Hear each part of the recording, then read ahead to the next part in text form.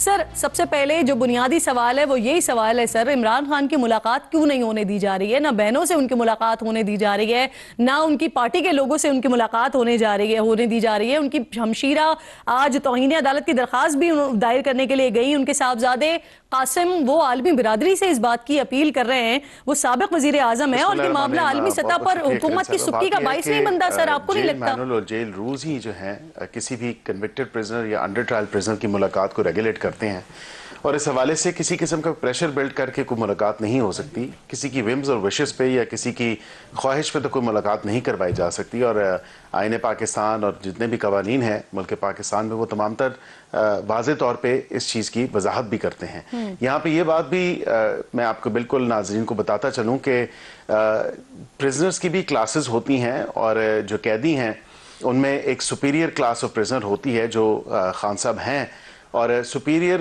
जो क्लास है प्रिजनर्स की, उसके लिए जो रूल्स हैं वो वाज़े तौर पे हैं। रूल 265 जो प्रिजन रूल्स का है उसके हवाले से मैं आपको अगर कहती हैं तो उसको मैं थोड़ी पढ़ भी देता हूँ।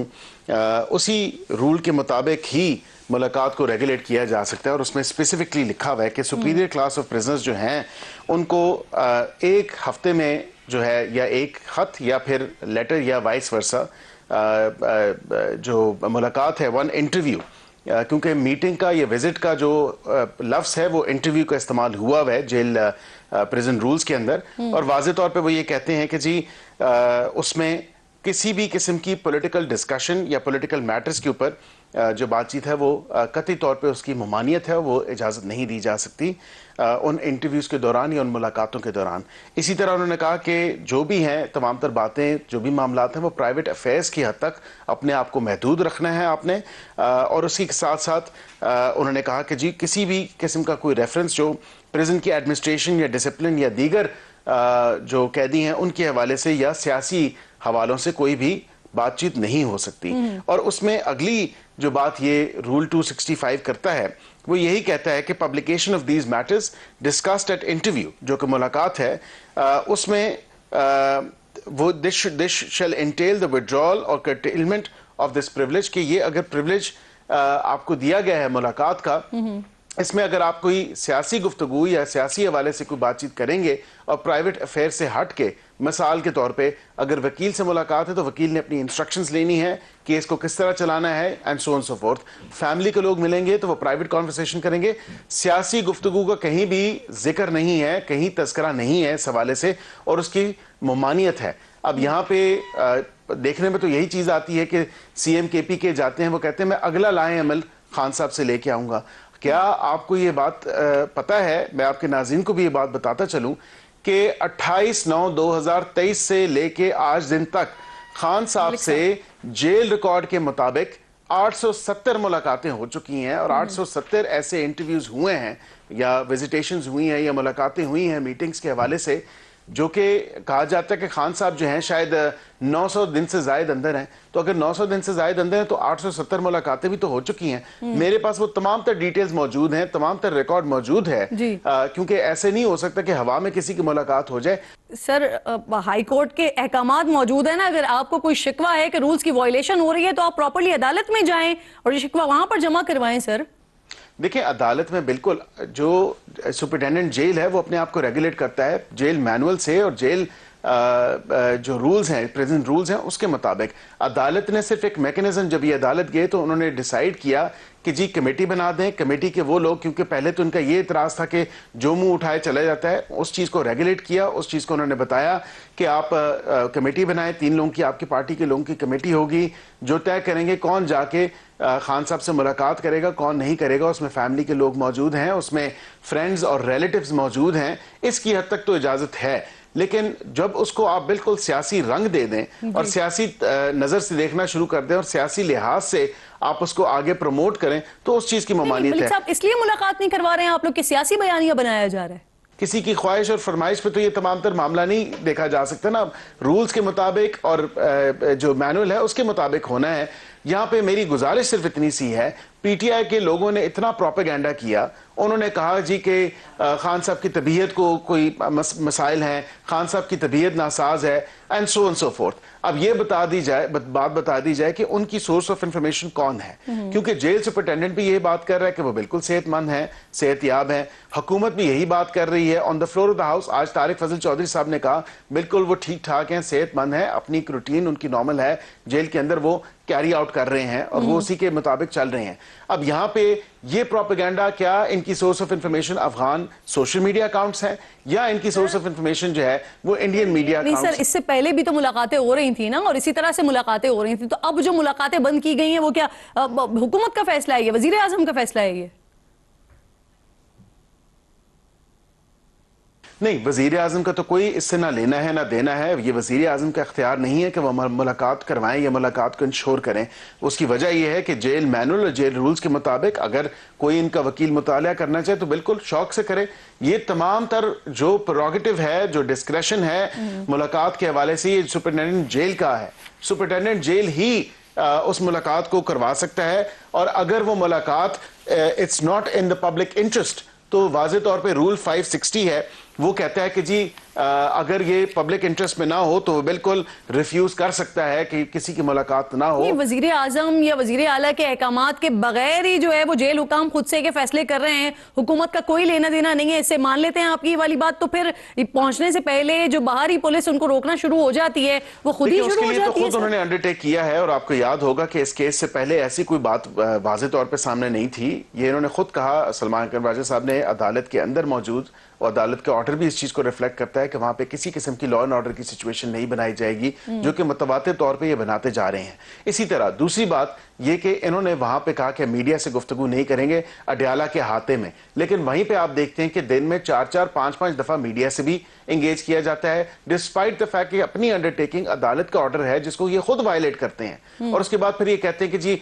हमें मुलाकात नहीं करने दी जा रही, हमारे साथ ज्यादती की जा रही है। ऐसी बात नहीं है। यहाँ पे ये भी आप देखें कि एक उनकी बहन है जो कि बड़ी गैर सियासी सी हैं, उनकी मुलाकात हो जाती है क्योंकि वो कोई ऐसी मैसेजिंग नहीं करती।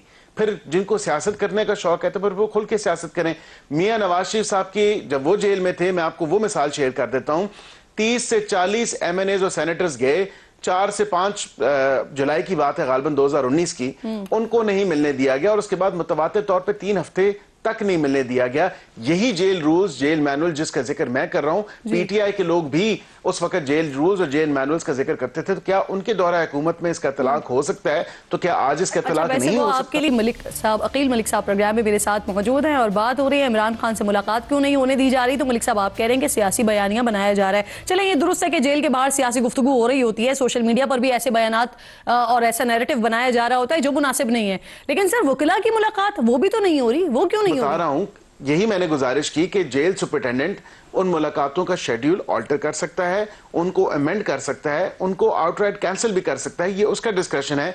गुजारिश सिर्फ इतनी है कि इस तमाम तर मामले के ऊपर आप मुझे ये बताएं कि क्या वहां पे बहनें जाके जब मुलाकात करती हैं, दीगर सियासी लोग मुलाकात करते हैं, क्या वहां से कभी कोई खैर की खबर आई है? बिल्कुल भी नहीं। वहां से सियासी लाइन स्टो की गई हैं, वहां से वज़ीर आला को बदलने के अहकाम जारी किए गए हैं, वहां से जलाओ घेराओ पड़ाओ की जो है वो आवाजें सदाई गई हैं, अहकाम सदा फरमाए गए हैं। तो ये तमाम तर बातें तो हुई हैं, ये एक फैक्चुअल ऐसी चीज है जो कि वाज़े तौर पे आपके सामने है। अच्छा सर, इसी जेल से बैठ के वैसे इमरान खान साहब ने जब वजीर आला अली अमीन निडापुर साहब को लगाया था, उस वक्त आपको एतराज नहीं था, उनको हटा दिया, तो आप शिकवा कर रहे हैं सर?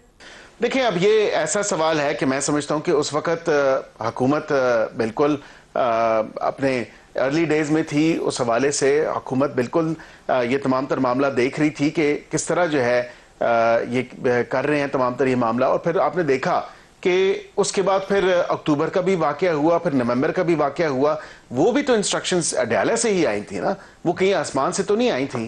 फिर उसके बाद जो जिस किस्म के असला लबरेज हो के ये लोग आए इस्लामाबाद की तरफ, जलाओ घराओ मारने मुरने पे ये लोग आगे, तो मुझे बताएं कि क्या हमारी फोर्सेस के जो रेंजर्स की शहादतें हुई, जो दीगर लोगों की हुई, जो लोगों को एक अजीरन कर दी जिंदगी यहाँ पे, क्या वो किसी ने नहीं देखा? आप सबने दिखाया, हम सब ने देखा। तो कम से कम ये देखें ना, उस हवाले से भी तो आप कम से कम इस चीज की एक रेकनिंग होनी चाहिए कि जेल में एक बैठा शख्स जो कि एक कैदी है, जो कि अपने सजाओं की अपने गुनाहों की सजा भुगत है, तो कम से कम उसको ये हक नहीं पहुंचता कि वो मुल्क में इंतशार फैलाए। सर आज स्पीकर साहब कह रहे हैं कि मामलात की बेहतरी के लिए पीटीआई अपना रवैया ठीक करे, हालांकि आप लोग खुद अपना रवैया ठीक करने को तैयार नहीं है, नोटिफिकेशन नहीं कर रहे ऑपोजिशन लीडर की। सर देखें, वो तमाम तर जो प्रोरोगेटिव है वो स्पीकर का है। स्पीकर से आज मुलाकात की इस हवाले से और इसके अलावा दीगर कई हवालों से उन्होंने वहां पे गुजारिशात अपनी पेश की। स्पीकर ने आगे से क्या कहा? जो मेरी इतलात है, स्पीकर साहब ने तो यही कहा कि आपने कमेटियों से इस्तीफे दे दिए, आप यहाँ पे पार्लियामेंट का हाउस का जो बिजनेस है वो नहीं चलने देते, आप लोग एक रकस क्रिएट करते हैं, अपने रवैये दुरुस्त करने की जरूरत है। बिल्कुल ठीक कहा स्पीकर साहब ने। तो देखें, अपने रवैये दुरुस्त नहीं करेंगे, जमहूरी रवैये नहीं रखेंगे, पार्लियामेंट्री प्रोसीजर नहीं लेंगे, वहां पे देखें ना 100 तरीके हैं बात करने के, वहां पे बात करें। आप उन्हें अच्छा बच्चा बनने के सारे तरीके बता रहे हैं, पहला स्टेप इस दफा आप ले लें, आप अच्छा बच्चा बन जाएं सर, तकरीरी कर दें, उसके बाद आगे देखें क्या करते हैं वो। देखिए, वो वजीर आजम का इख्तियार तो नहीं है, वो मेरा इख्तियार तो नहीं है, वो इख्तियार जो है स्पीकर का है, और स्पीकर सिर्फ इंतजार कर रहे थे क्योंकि एक मामला सब्जेक्टिस है। आईनी बेंच से वो मामला रिमांड होके पेशावर हाई कोर्ट में आया और पेशावर हाई कोर्ट में अभी भी पेंडिंग है। गो के इलेक्शन हो चुका उनकी सीट के ऊपर। अब ये स्पीकर का काम है, weak speaker must pass speaking order या अपनी रूलिंग दें। इस हवाले से ये स्पीकर का काम है। ठीक सर, मियाँ साहब के हवाले से भी बात कर लेती हूँ। बड़े दिनों बाद मंजर आम पर आया और आते ही फिर उन्होंने एहतसाब की बात की। किसका एहतसाब चाहते हैं सर? उनके भाई वजीर आजम है, बेटी उनकी वजीर आला है, किसने रोका है हुकूमत को? फिर अगर एहतसाब करना है तो करें। और फिर सवाल ये भी कि क्या हुकूमत भी उनके साथ ये चाहती है कि एहतसाब किया जाए उन लोगों का जो इमरान खान को लाए? उनके भाई वजीर आजम है, उनकी बेटी वजीर आला है, इसमें कोई दो राय नहीं है और ये एक फैक्चुअल पोजीशन है। बिल्कुल वो कायद हैं पार्टी के और उनके साथ तमाम तर मामला पर मुशावरत होती है। जो आपने उनके बयान के हवाले से बात की, तो मैं समझता हूँ उनके बयान को स्याह सबाक से हट के चलाया गया। उन्होंने पाकिस्तान की तरक्की के अंदर जो रोड़े अटकाने वाले लोग थे, जो किरदार थे, उनके एहतसाब की बात, और वो अक्रॉस द बोर्ड हैं और वो तमाम तर वो लोग हैं जो किसी से ढके छुपे नहीं हैं। सर इमरान खान को लाने वालों का एहतसाब का नाम बता सकते हैं जिनका एहतसाब करना है सर, जिनके लिए कह रहे हैं मियाँ साहब? आप मेरे से क्यों नाम करवाती हैं? मेरे ख्याल से ये बच्चे को पता है कि वो कौन लोग थे जिन्होंने मियाँ साहब को पानामा की जगह इकामा पे निकाला और मियाँ साहब को अपनी जजमेंट जो शुरू की तो सिसिलियन माफिया जैसे अल्फाजों से पुकारा।